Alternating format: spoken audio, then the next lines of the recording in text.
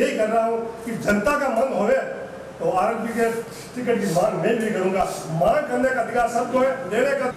मैं आज नलन न्यूज से राजेंद्र पुड़िया, हमारी बातचीत होगी आज भारतीय किसान यूनियन के जिलाध्यक्ष ओम प्रकाश जी बेनीवाल। हम चुनावी चर्चा करेंगे आपसे। राम राम बेनीवाल साहब। राजेंद्र जी पुड़िया साहब।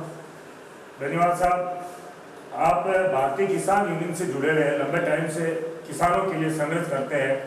जैसे कि गत वर्ष जब किसान आंदोलन हुआ था उसमें भी आपने भाग लिया था। इस राज्य में अशोक जी गहलोत के कार्यकाल में किसानों के साथ क्या क्या योजनाएं जो सरकार ने लागू की उससे फायदा मिला? मेरा कहना यह मतलब है सर राजेंद्र जी, अशोक गहलोत ने कुछ नहीं किया, एक बकवास किया। जब 2018 में विधानसभा चुनाव हुआ उस दिन राजस्थान की राजधानी जयपुर में कांग्रेस का सुप्रीमो राजीव गांधी का बेटा राहुल गांधी, उसने 1 2 3 4 5 6 7 8 9 10 गिनाकर किसानों को कर्जा माफ करने का, संपूर्ण कर्जा माफ करने का आश्वासन दिया और किसान भोले भाले उस के चक्कर में आकर सारे वोट उसको लेकर उसको विजयी कर दिया। आज तक उसने कुछ नहीं किया। आप राजनीतिक संगठन से भी जुड़े हुए हैं या फिर केवल किसान यूनियन से ही जुड़े हुए हैं? देखो, सबसे पहले तो किसान वर्ग से जुड़े हुए हैं। किसानों के मुद्दे होते हैं, वहाँ पर सबसे आगे रहकर उस मुद्दे को उठाते हैं। अब ये सरकार माने या नहीं माने, हमारा मुद्दा उठाना, सरकार तक पहुँचाने का काम मेरा है। और जब अपना किसान आंदोलन चल रहा था उस समय 70 दिन में भी राजस्थान के बॉर्डर पर किसानों के साथ रहा। किसानों की आवाज़ को मोदी सरकार ने कोशिश की दबाने की, मैंने उसका साथ रहकर उसका काम करवाया। और इसके बाद में जो अपने केंद्र सरकार से काले कानून लेकर आए हैं, वो काले कानून गलत थे। आखिर में हमारे किसानों ने सबसे पहले भारतीय किसान यूनियन ने वहाँ पर झंडा रोका। उसके बाद में कई एमएलए, एमपी और हमारे राष्ट्रीय लोकतंत्र पार्टी के हनुमान जी भाई साहब भी वहाँ पहुँचे। वो 70 दिन तक वहाँ पर धरना स्थल पर रहा और उसने अपनी सरकार से मांग मंगवा कर रहे थे। आज जैसा कि आप लोग यहाँ आए हुए, हमें भी सूचना मिली है राष्ट्रीय लोकतांत्रिक पार्टी के सुप्रीमो हनुमान जी बेनीवाल यहाँ पधार रहे हैं, तो उनके राष्ट्रीय लोकतांत्रिक पार्टी के जो विचारधारा है उसके बारे में आपकी क्या राय है? देखो, राष्ट्रीय लोकतांत्रिक पार्टी की विचारधारा बहुत अच्छी है, क्योंकि ये हनुमान जी बेनीवाल जिनका काम करते हैं उसको जात पात में नहीं पूछते हैं। जो भी आदमी उसके घर पर गए पड़े तो उसको यही पूछेंगे भाई आपका क्या काम है। उसको नहीं पूछा आप कौन से गांव के, किस समाज के हो, ये काम होगा नहीं होगा। सीधे उसने फोन करके कलेक्टर, एसपी, डिप्टी एसपी, तहसीलदार, किसी को भी एन जे एक्शन सबको फोन करके हाथों हाथ काम करवाते हैं। इसका एक ताज़ा उदाहरण मेरे में जो हुई है वो मैं आपको बता रहा हूँ। 2017 के अंदर वसुंधरा राज सिंधिया जैतान पधारी, उसके 1 महीना पहले कैबिनेट मंत्री सुरेंद्र गोयल को मैंने एक ज्ञापन दिया और उसको चेतावनी दी कि भाई हमारी ये एक तो 458 रोड पर रोडवेज में चल रही है तो रोडवेज चालू होनी चाहिए और 2-4 और मुद्दे थे। इस मुद्दे को कैबिनेट मंत्री ने लिखित में दे दिया, भैया हमारी मांग होनी चाहिए पूरी, नहीं हुई तो हम वसुंधरा सिंधिया को काले झंडे दिखाएंगे। उसकी संपूर्ण जिम्मेदारी जिला प्रशासन और राजस्थान सरकार की होगी। तो हमारी मांग को वो स्वीकार नहीं की। 1 महीना निकल गया, बाद में हम वसुंधरा जी आए 28 अगस्त को 2018 में, तो मैंने 27 अगस्त को ऐलान कर दिया कि हम कल काले झंडे दिखाएंगे वसुंधरा जी को। तो पुलिस ने मुझे घर से उठाकर कानून की पुलिस ने लेकर गिरफ्तार किया। तो सुप्रीमो हनुमान जी बेनीवाल को मैं फोन करा, तो हनुमान जी बेनीवाल साहब मैंने कोई गलत काम नहीं किया और ये पुलिस मुझे लेकर आ गई। तो सीधे हनुमान जी बेनीवाल एसपी साहब से बात की और एसपी साहब से यही बोला कि उस ओम प्रकाश बेनीवाल ने क्या गलत काम किया, उसने तलवार लेकर वो निकल गया क्या, या कोई एक्सीडेंट किन चीज़ के लिए वो बन गया, उसको तुरंत प्रभाव से रिहा किया जाए। तो वो रात के 11:30 बजे एक दिन कोर्ट खोल के मेरे जमानत करके मुझे रिहा किया, और उसके बाद में वसुंधरा राज सिंधिया आई थी। तो ऐसे और भी थे। हमारा काम एक ऐसा हुआ, वो कॉलेज अटैक बताने के बाद में सुरेंद्र गोयल ने मेरे से कुछ छूट बढ़ गई, तो उसने बोला भाई इस आदमी को कुछ खिलाना पड़ेगा। तो 91 का मेरे पिताजी के, मेरे काका जी के, मेरे भाई के ऊपर 91 का के एक तरफ का केस लगाकर और उसको 90 दिन की सिविल कारावास सुना दी, और वो नोटिस लेकर राजस्थान पुलिस के आदमी हमारे घर आ गए कि बाबा जी आपको 90 दिन की सिविल कारावास की ये सजा है और आपको सोमवार को गिरफ्तार करेंगे। ठीक भाई कर दे। तो हमारे यहाँ गए, वकील साहब गए, तो सूर्या जी वकील हमारे यहाँ इलाके के मतलब मजबूत थे, उनसे सलाह ली भाई यह काम हो गया।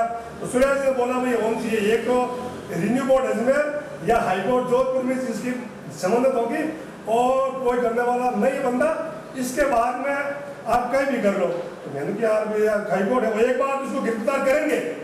उसने मतलब आज वकील हेड वकील, उसने कहा एक बार गिरफ्तार करेंगे। तो मैं क्यों क्या करा, ये तो ये राजनीतिक षड्यंत्र रहेगा। तो बाद में उसने मेरे कोई मिलने वाले थे, उसने बोला अरे आपके पास तो भोपा नहीं, भोपा के पास जाओ, हथवा गाँव होगा। कौन सा भोपा? हनुमान जी बेनीवाल। ठीक सा जाएंगे। तो उस समय हनुमान जी बेनीवाल की बीकानेर रैली चल रही थी, तो रैली के अंदर वो बीकानेर थे। तो हम यहाँ से गाड़ी लेकर गए और वहाँ पर जाकर हम 5 आदमी गए। तो वहाँ सर्किट हाउस रुके हुए थे भाई साहब, रात में काम बात हुई नहीं, कलेक्टर बात में होती नहीं। तो सुबह हम जैसे 9 बजे सर्किट हाउस पहुंचे, तो हनुमान जी ऊपर मकान थे, ऊपर उठ कर बाहर आए। हम गए 5 आदमी। तो उसने बोला कि ओम जी आप यहाँ पर मित्र सर आपके पास जाए। तो क्यों ठीक आधा घंटा रुको। तो सुप्रीम कोर्ट ने क्या आधा घंटा रुक गया, आधे घंटे के अंदर तो 2000 आदमी इकट्ठे हो गए। अब क्या करा, अभी 7 वाले की आप नंबर दे आएगा, विश्वास रखो हनुमान जी भला करेगा। तो 2000 आदमी में हनुमान जी की पुलिस का गार्ड थे, उसने बोला ओम जी को ऊपर बुलाओ।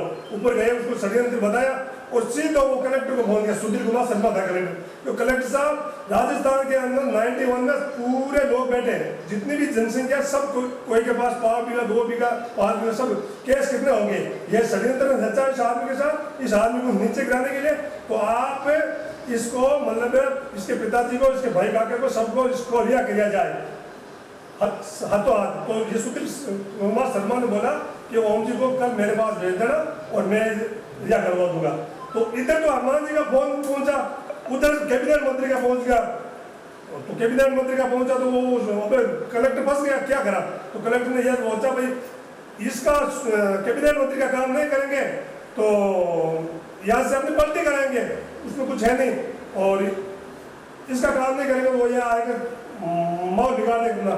तो उसने हाथों हाथ रिहा किया। तो मेरे तो लिए बहुत हनुमान जी बहुत अच्छा काम करने वाला सर। ये बातें तो आपने बताई, 2 किस्से बताए जो हनुमान जी आपके व्यक्तिगत रूप में काम आए हुए हैं जी। अब आगामी चुनावी ढोल नगाड़े बज चुके हैं जी जी। चुनावी ढोल नगाड़ों में आरएलपी का राजस्थान में क्या नेतृत्व रहेगा या इनका चुनाव में क्या माहौल रहेगा? इस 2023 के अंदर मैंने इतना तो ध्यान है, सरकार की ओर न कांग्रेस बनेगी न बीजेपी बनेगी, बनेगी त्रिकोण।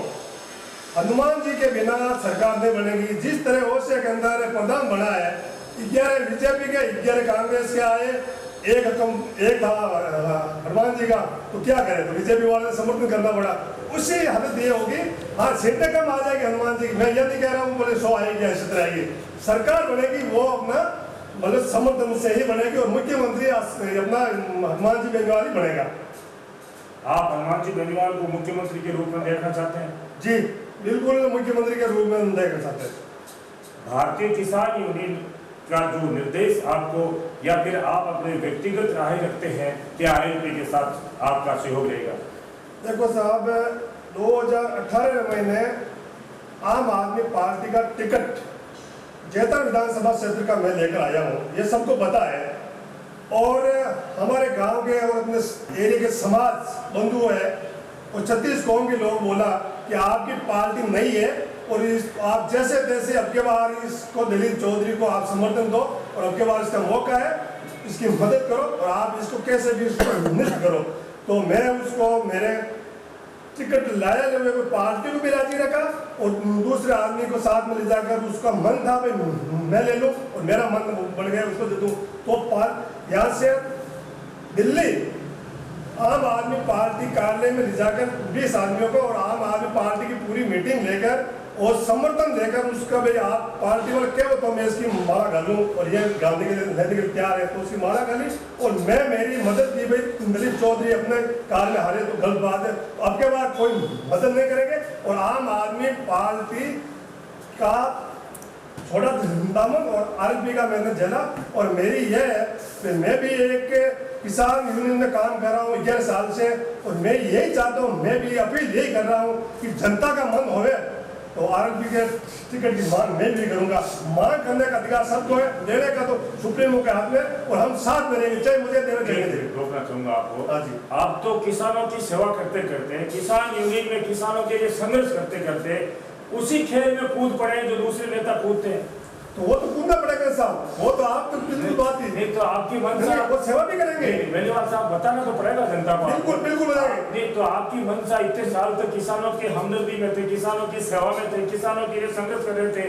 आप चाहे दिल्ली बॉर्डर पे जाके किसानों के लिए संघर्ष किया लेकिन घूम फिर के राजनीतिक महत्वाकांक्षा आपकी कहीं न कहीं बाहर आके झलक गई। क्या 2023 के विधानसभा चुनाव लड़ने की मन में ठान लिया आपने? वो तो बिल्कुल ठानी और कहने का मतलब जब कलम हाथ में होगी तो किसानों की सेवा होगी, तो मेरा कलम ही नहीं होगी तो किसानों की सेवा कैसे होगी आप बताओ।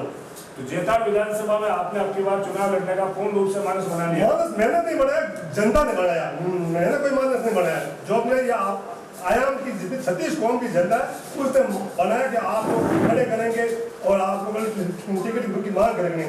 मैं नहीं कर रहा हूँ, मैं ले रहा हूँ, जनता करेगी वो मुझे मंजूर है। आप थे हमारे साथ भारतीय किसान यूनियन के जिलाध्यक्ष ओमजी बेनीवाल।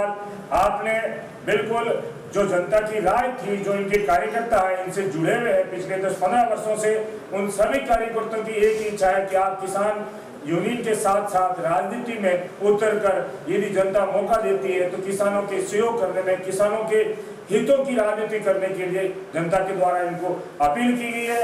देखते हैं 2023 में कौन टिकट लाता है, कौन जीतता है, सब कुछ जनता के हाथ में। मैं राजेंद्र पुड़िया, आर नगर न्यूज से नमस्कार।